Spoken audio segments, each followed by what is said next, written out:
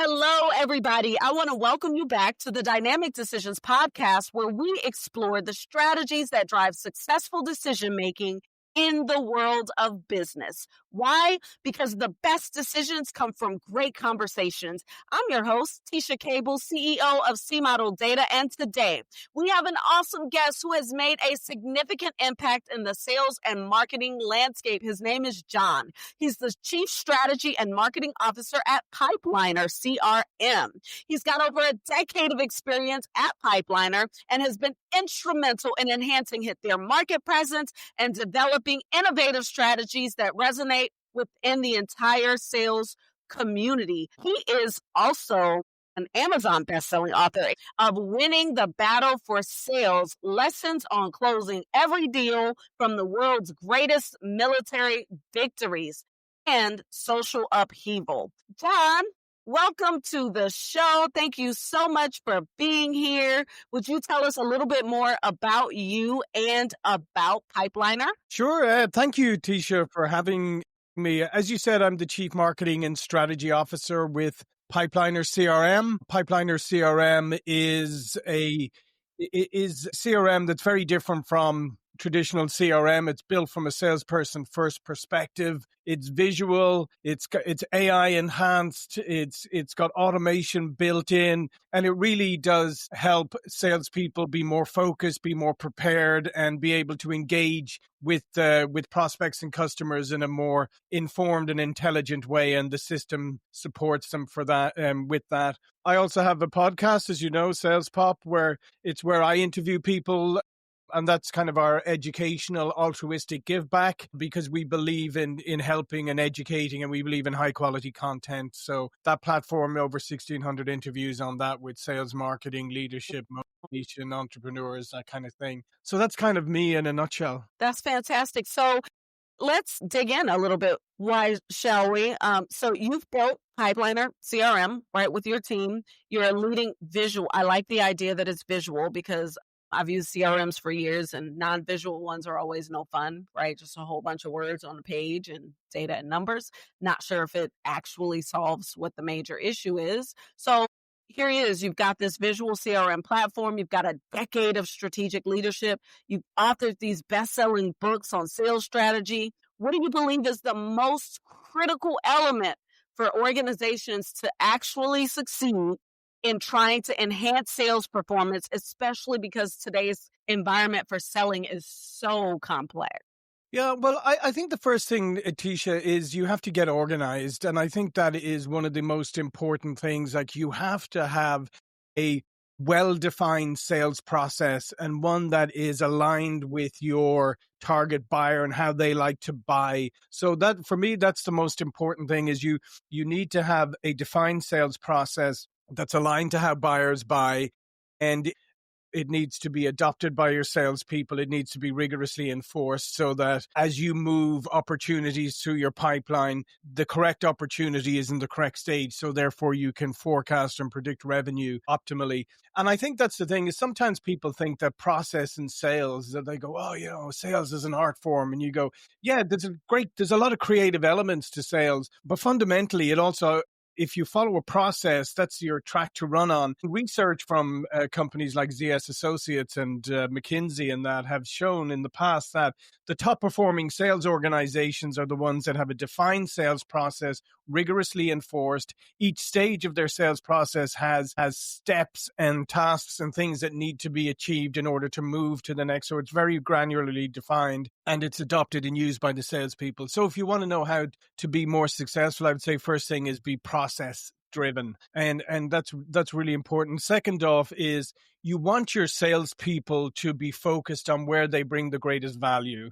And they bring the greatest value in building relationships and helping to uncover and develop creative solutions for their customers. So they don't need to be spending their time doing, data entry or administrative tasks or things like that. So that's why in Pipeliner, we've always had the philosophy of we're looking to empower the salesperson to be able to focus on what they do best, the high value activities, the engaging with the customers, the building the relationship, the intelligently understanding what's going on. So we have automation built into our platform. We automate as many things as we can, and we help sales teams automate as many things as they can in order to take away those rote or routine or repetitive tasks that have value but are not, they may be valuable in themselves, but they're not the highest value use of the time of a salesperson, right? So you get rid of that. Then with AI, we're leading Sales CRM with our implementation of AI. And again, it's AI in order to help the salesperson. So whether it is AI that's helping them write emails, helping them respond, transcribing calls, highlighting the important points of it, going through a feed that may have a lot of emails and text messages or WhatsApp, whatever it is, going back and forth between you and your prospect or customer. AI can read the sentiment, can look down, can condense it, can pick out the important points. So our whole philosophy is enabling AI within the platform so that the salesperson can be as informed as possible, and they can focus, again, like I said, when they engage with the prospect or customer, they're informed, they're basically as well prepared as they can possibly be. So that allows them to do that high value relationship building. So that's always our philosophy, is to enable and empower the salesperson to take away as many activities that may be valuable but are not the best use of a salesperson's time to execute them. Yeah, so you got process first, which I think is incredibly important, ensuring that folks are informed, and the process actually helps to ensure that the right information is there at the right time. And then you focus on value. You focus on the value of the salesperson themselves, and then focus on the value to the customer, right? Because ultimately, if a salesperson is spending their time doing things that aren't valuable to the customer even, then we know that that will lead to ineffective productivity, even missing out on goals being achieved. Let me ask you, are there sort of any strategic decisions that you've made that directly impact sales effectiveness and revenue generation for the organizations that are using Pipeliner? Yeah, absolutely. One of the things that we're very big on, and we advise this to other people, is to really, really understand your ideal target customer, right? And so really focus in and try and drive that to as granular a level as you can. And by the way, revisit it constantly, because guess what? Customers aren't static. They change over time. So really focusing in on your ideal target customer. And then the next part then, and this is something I've done at other organizations too, is that if you are very, very well defined at your target customer, then you need to be very rigorous about what comes into your pipeline. So then so early stage qualification is really, really important. Because Teasha, a lot of times we fall into this trap. I call it the feel good funnel. And that's where, maybe you're not closing enough deals. There's not a lot of your pipeline, there's not a lot at the latter stages of your pipeline, but there's a load of stuff at the beginning. You go, hey, Teasha, I know right now I'm not delivering much, but look, in a couple of months' time, I have this fantastic pipeline. A couple of months' time, I'm going to be delivering all these deals. A couple of months go by and you say, well, John, where's all those deals? And you go, yeah, no, they didn't work out. But guess what? I have a ton more that in a couple more months. So, and that's why I call the feel good funnel, because it makes you feel good that you have all this stuff in early stage. But the reality is that because you have allowed kind of badly qualified, ill-fitting, mismatching, underqualified opportunities in there, that eventually they just atrophy, and really you're just wasting everybody's time. So one of the toughest things for an organization to do, and I did this at one company I was running, and the parent company, what I did was we rigorously reduced our pipeline, and we got rid of anything that wasn't the right fit and that we didn't have a realistic chance of winning. So parent company calls me up and goes, what's happened to your pipeline? And I said, judge me on the results at the end It of the just year. got better, is what you were telling me. It just got better. That's what Yeah, happened. exactly. It just got Yeah. better. And I said, judge me on the results. Don't worry about it right now. But it shows you the mentality that most people have. They think more is more, right? Quantity over quality. Yeah. Absolutely. And then people will say, oh, you need 5 times your goal in your pipeline or Y whatever. And I'm always, why is it 5? Why is it not 10? Why is it not 7? Whatever. You need the right opportunities. Yeah. So I also, in my forecasting methodology that I developed over some years, never believed in this 5x the pipeline and that it's going to get it for you. That really is dependent, right? So there is a heuristic model for every single organization on what's going to get to the right thing.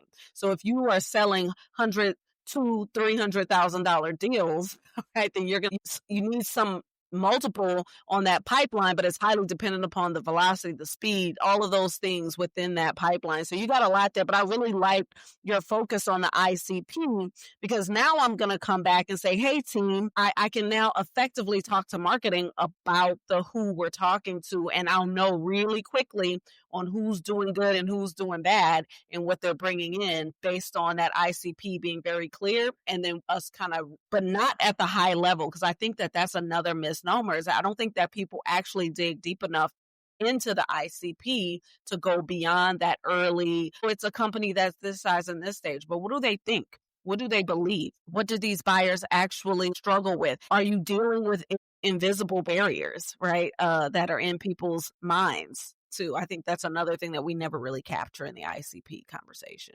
Yeah. Yeah, I would agree with you. And that's why, as I said, I Pipeliner, we try to help the salespeople of that to be as informed as possible, because that way you can dig deep. If I'm as informed as possible about you, Teasha, then when we come to have a conversation, I can take that conversation deeper. I can really drill down. I can ask really searching questions. And most importantly, I can actually listen to what you say and actively listen and clarify and validate and discover more. And that's where you want your salespeople to be focusing. But you're correct. If you're not granular enough on your ICP, if you're not targeted on your ICP, then the conversations it's going to be hit or miss. I might hit the right target, but then again, I might end up trying to have this conversation with you and spinning my wheels. And you might even sort of react positively. And I think I have this great opportunity, and we end up like having multiple calls, but it just turned out that it was never the right fit in the first place. And really, we're just having multiple calls and it's not going anywhere. Yeah, that's right. So here we are. You're someone who emphasizes the importance of process alignment. You've got sales methodology integration in here. When you're making high stakes decisions about, let's say in your case, platform development or go-to-market strategies, do you have a framework that ensures that you deliver the solutions that truly support the sales team in closing more deals? Some of our development is driven directly by our customers. So, a lot of that has been feedback and things that they need in order to help their sales team. So it's kind of quite a collaborative process between us and our customers. A lot of times we'll have developed something for a customer that we, roll out to all the other customers. I think automation, as I mentioned earlier, that's another really important thing. And that's what we, help organizations to, is say, listen, you've got this workflow automation engine, the automatizer built into the platform. You need to start using that to develop more, be more efficient and effective in how you operate. So those are some other elements that are really, really important. But our development, absolutely, we always have the most foundational thing that we look at when we're deciding to do any development is, how does this help the salesperson? That's the thing. How does it help the salesperson? Is it a nice to have? Is it a kind of gimmick? Or does it bring practical use to the salespeople or other people using the system? And that's always our driving point, because, there's lots of things you could, it's like with the AI development, there's gimmicks and stuff you could throw in, but it's like, are they really helping the salesperson? And if you go, no, it's just a nice kind of gimmicky, nice to have, well then no, because that's just a distraction. So we're very focused on whatever we develop, it has to have a direct impact on the end user. That's good. You've got this approach that focuses on, as we've talked about here, adoption. You got visibility, you have automation, and productivity gains for the sales team. So how do you actually measure the success of your platform initiatives or your sales strategy implementations? Are there any particular KPIs or metrics that you find the most telling? And these are really, I guess, assessing whether or not the organizations that you serve are achieving their sales growth targets? For us, it's low churn, high retention rates are those are the biggest. Like anything, regardless of what you're selling or what your business is, everybody wants repeat business. That's how we measure the satisfaction of our customers by the fact that they stay with us for many years. We have very high retention rates. We've low churn rates, and we've got very high satisfaction ratings from our customers. We also, another thing, Teasha, that we do very deliberately is, while we're a technology company and Pipeliner CRM is a technology platform, we believe in the human element in a big way. So our support is human based. We call it the kind of wingman concept. We're always there. We're your wingman. We're there for you. So when a customer contacts support, we don't look at it as, there's a ticket, get the ticket closed as fast as possible, right? We say, yeah, let's figure out the solution and whatever the issue is that needs to be dealt with. But we welcome it as an opportunity to engage with the customer, maybe not just solve the issue, but discuss what's going on, to maybe suggest other things to be helpful. So we like when we get customer support, calls or engagement. We like that. A lot of companies have it, as I said, it's like, get it closed as fast as possible and move them on their way, right? So that's how they measure things. We say, no, we measure it on the relationship we're building with that customer, how we're helping that customer, how we're being an asset to that customer. And so another KPI of ours is the ratings we get for our support and our onboarding and all of that. I mean, they're consistently extremely high, and it's one of the things that our customers talk about a lot. And as I said, it's because we love technology. We use technology, we use automation, we use AI. But at the end of the day, we also value that human interaction and that human engagement. That's why we always keep our support human based. So it sounds like you value, which is just how I would describe that. And so a lot of times that can get lost with time. So people will value time over value, and you end up, that's what would push that ticket scenario. So let me just talk to our audience for a few minutes. Hey, audience, think about your own experiences with sales strategies and CRM adoption. What decisions have you made about sales process or technology that have significantly impacted your team's performance? Share your thoughts with us on LinkedIn or any other social media using Dynamic Decisions Podcast. Okay, let's move over to talk a little bit about you as a leader. And so you're Chief Strategy and Marketing Officer. You've got a background that spans a nice amount of time, right? You've worked at sales training companies. You've got your extensive podcast hosting experience, and you've led this evolution, right, around the Pipeliner CRM.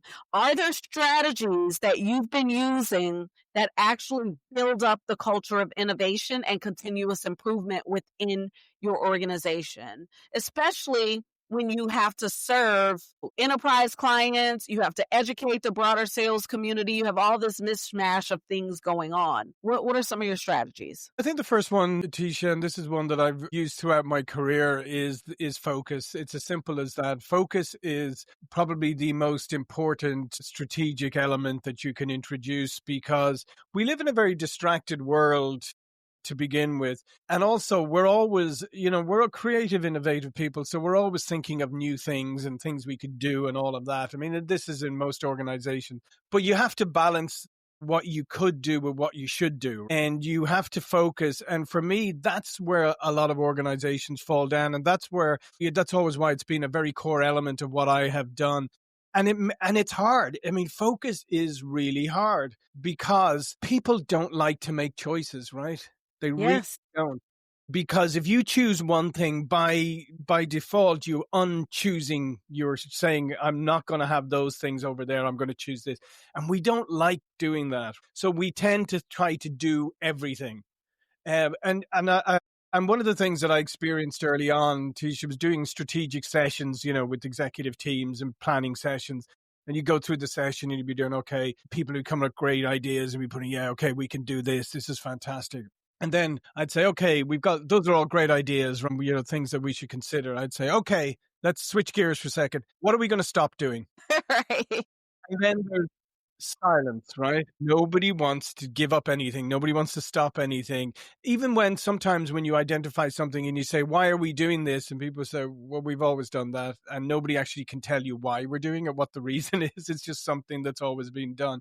So focus is the first thing, is like laser focus on, as we said earlier, on your target customer, and align everything around that. And one of the other things I used to do, Teasha, at some of the organizations where I was CEO of, was put the strategy on one page. So the Come on. strategy, the goals of the organization, exactly our target company, all on one page, and then I would laminate it. For those of you who are too young to remember what lamination is, Nation. Right. I used to laminate it and then distribute it to everybody in the organization and say, okay, whether you're in the office or you work remotely or whatever, put this in your workspace. And every day when you're working, if you can't relate the work that you're doing to this one pager, then I want you to contact your manager and say, I can't connect what I'm doing to the strategy. Can you help me? Should I be doing this? And so you then start to empower people to also be focused and to bring that focus to their areas and their departments. And that really goes a long way, because one of the biggest issues a lot of organizations have is that maybe senior leadership have an idea of what the strategy is. Then that's fed down to middle management. Then middle management kind of interpret it, right? And then it's fed down, and then it's reinterpreted. So now you have probably like 3 or 4 different constituencies who've got slightly different ideas about what it is. So now think about it. When somebody engages with your brand, they might get one message from marketing. They might get another message from sales. Engage with the executive team, they may get a different message. So alignment is so incredibly important. So if you can't distill everything down to something that everybody in the organization, top to bottom, right to left, can understand and can articulate, but then you're going to have problems. On the flip side, if everybody's on singing from the same hymn sheet and everybody's focused, so then regardless of where you interact with the brand, you're going to get the same message reinforced every time. Yeah, which we know is super key, right? The best brands that we see in the world are because we all know the one thing they do, and we know the one way that they do it. So that's great advice. We're going to move into my favorite part of this podcast. It's a segment where we are going to explore your decision-making style through a persona assessment. So I'm going to ask you 4 different questions, and they represent different decision-making approaches. After each one, you're going to tell me how much the way that I'm asking the question resonates with how you approach decision making. And you're going to do this on a scale of 0 to 100% for each, but across all 4, you only get a total of 100%. Okay. So I have Okay? to just give a percentage to each one, and it has to add up to 100%. Correct. All right, gotcha. Okay. So here's the very first one. It's called, and I only do them one at a time. So right after I do this one, then you'll give me your percentage, maybe tell me a little bit about why. Okay. So here's the feeler. Values-driven leader. This persona prioritizes alignment with core values and mission, often weighing the human impact and cultural fit of decisions alongside business metrics. When considering a new platform feature or marketing strategy, ask myself, does this align with our mission to genuinely help sales professionals succeed and remove friction from their selling process? Even if a more profitable feature might generate short-term revenue, I need to feel confident that we're truly empowering sales teams to be more productive and successful rather than just adding complexity to their already challenging role. How much of you resonates with that approach? Yeah, and I like that approach. It is absolutely. I think you always have to measure whether what you're developing is hitting the mark on your strategy and your mission and that. And as I said, opportunities to go a little to one side and maybe grab some short-term revenue, that's always a great temptation, but it's something that, unless it's the difference between going under and staying alive, you should kind of avoid that. You should stick to where your core mission is. So that resonates. So I have to give you a percentage. Yes. But I have to gauge it because you've got 3 more coming, That's right? correct. Okay.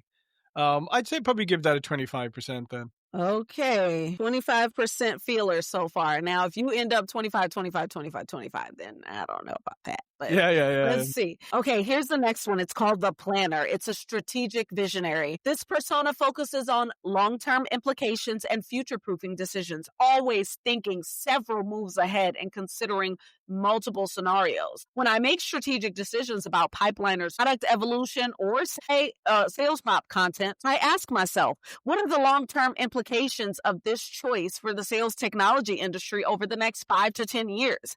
I need to map out how AI adoption, changing buyer behaviors, and evolving sales methodologies will impact enterprise sales teams, ensuring that our platform capabilities and thought leadership position us for multiple possible futures, especially since there's an increasingly competitive sales tech landscape. Obviously, future proofing and strategic looking into the future is important. I think today, with the rapid development of things and the rapid change of things, I think that the old days of doing, like looking 5 or 10 years into the future, no, forget that. It's more like looking 5, 10 minutes into the future at this.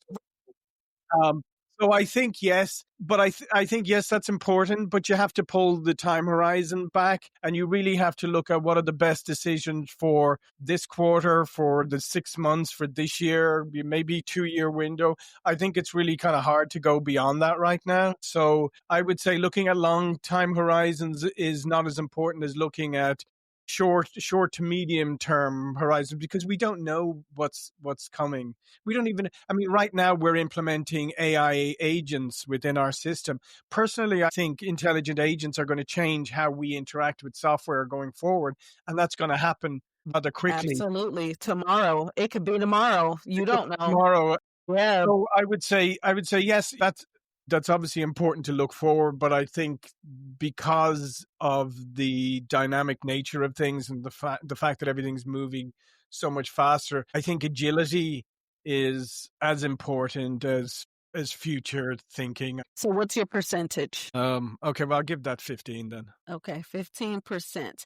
Okay, here's your next one. The counter. It's the challenger of assumptions. So this persona naturally questions conventional wisdom and looks for contrarian opportunities, often finding success by zigging when others zag.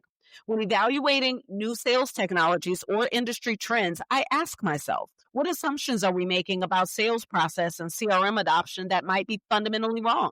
What is everyone else in the sales technology space doing that we should question? I tend to dig into why certain sales approaches or platform features work and whether there's a more intuitive visual method that the industry isn't seeing, especially given our unique focus on making complex sales processes simple and visual. Absolutely. I think this is an incredibly important one. I think you have to have that lens all the time. And I think the contrarian view, we say, oh, playing devil's advocate or whatever. One thing I saw in the past, actually, which was really interesting, a concept that one company had, and that was called a crush session, right? Or like crush your dreams. Yeah, but here's the interesting part of it. So basically, if I came to you, Teasha, and I said, "This we need to implement this feature because it's the most important. If we do this, it's going to help generate more revenue, and it's going to be fantastic and everything." And I'm a huge advocate of it, right? And I'm not so sure about this, right? So what you do is you swap places and you say, "Okay, Teasha, you're going to be the advocate for this, and me, I'm going to come up with every reason I can come up with why it's not going to work." So now I, as the advocate of this, suddenly have to pick holes in my own, in my own argument. You, who was against it, you have to start looking at it from the other side. I And like this. that dynamic can sometimes have some great breakthrough thinking, and it's kind of fun too, because people have to take the opposite view. But I think that can be one of the hardest things, though, is to take contrarian views on things, and because everybody's excited and maybe thinking, oh, this is fantastic and all the things we could do. And if you're the voice going, well, hold on a second, what about this and what about that? And what if this happens and what if that happens? It's a very necessary process but it's one that not a lot of people are comfortable doing because it can put you on the outside sometimes, or it can, you can feel like you're out on your own a little bit. But it's so incredibly important because enthusiasm, we can get carried away on our enthusiasm. We can get carried away on our assumptions. We can use ourselves as a frame of reference, right? And therefore if you use yourself as a frame of reference, chances are you'll probably align with the That's right. That's right. So You're drinking your own Kool-Aid all the time. Exactly. Right. So I think it's important to have that balance of enthusiasm, but also of, okay, let's look at some scenarios here. Have you thought about this? What about, and so, yeah, I think this is incredibly important. I think it's very, very difficult. I don't think many people are comfortable doing it. Especially because at the end of the day, you want to come to the best decision. So you don't want to be hung up on like, I'm so totally against this. You're saying, Right. I'm raising issues that we should contemplate. And if we can overcome them, great. Then let's, fire ahead. And if we can't, then let's take a step back. What's our percentage? Well, I would say that's 60%. 60? Well, you only had 60 left and you got one more. Oh, okay. Well, then I'll give that as 40. 40%. Okay, you got 20% left. Okay, here's the very last one. It's called the data driver. It's the evidence-based decision maker. So this persona relies heavily on metrics, analytics, and concrete evidence to validate decisions, preferring proof over intuition. Before making important decisions about platform development, content strategy, or market positioning, I ask myself, what does our performance data actually tell us about user adoption rates, sales productivity improvements, and long-term client success across different enterprise scenarios? I want to see concrete analytics on everything from feature usage and pipeline conversion rates to podcast engagement metrics that can validate our strategic instincts about where to invest resources for maximum impact. Yeah, I mean, obviously data is important, and you should use data to make, to data-driven decision making. However, I wouldn't discount the intuition. I think actually, to be honest, I think we have started to almost stop ourselves, our gut instinct, stop our intuition. The pendulum's gone so far. People are like, oh, there's got to be data. No, I think it has to be a balance between data. And here's the thing is it has to be data that matters, right? Because you can gather so many different metrics and some people love that. I've worked in organizations where people can produce like all these different metrics and they mean nothing. And halfway through you're going, but what is that telling me? Right. Exactly. Why do I want to know that? Yeah.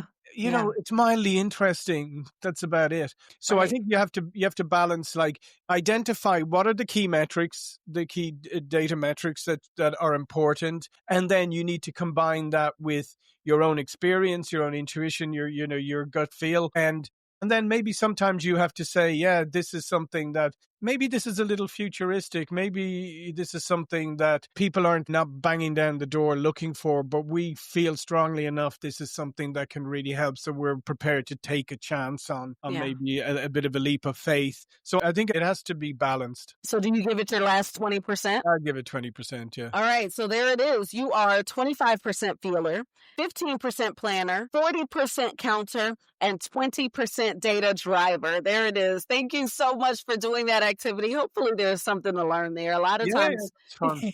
Yeah. Okay, I have one final question for you. You've built a successful company. You've got books. You've got the whole 9 yards. And you've created one of the top sales podcasts globally.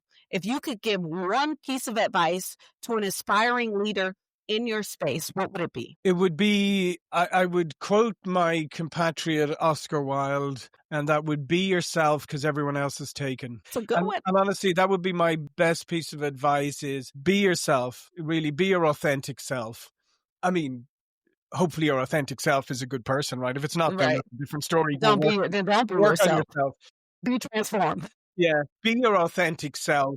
And even if sometimes being your authentic self is difficult, it's worth it in the long run. And that's how people will respect you. You'll go further in your career, in your personal life, everything, if you stay true to who you are. Wow. Thank you so much for sharing that, John. John, it's been a pleasure having you Yes. on the show. This has been fantastic. Thank you for sharing. Thank you for being so open. Can you share with our listeners where they can learn more about you and more about Pipeliner CRM? Yeah, Pipeliner CRM, pipelinersales.com. You can come and take a free trial, or you can request a demo. I'd recommend a demo because it's such a robust system that it's better that we can tailor it to your particular needs. You can find me on LinkedIn. You can find me at the SalesPop YouTube channel and salespop.net. Thank you so much. And for our listeners, thank you. Thank you for joining us. Thank you for being here. And remember that the best decisions come from great conversations. If you enjoyed this episode, we'd love for you to subscribe it, rate it, share it with your network. Let's keep the conversation going on social media using Dynamic Decisions Podcast. And until next time, keep questioning, keep growing, and keep leading with purpose.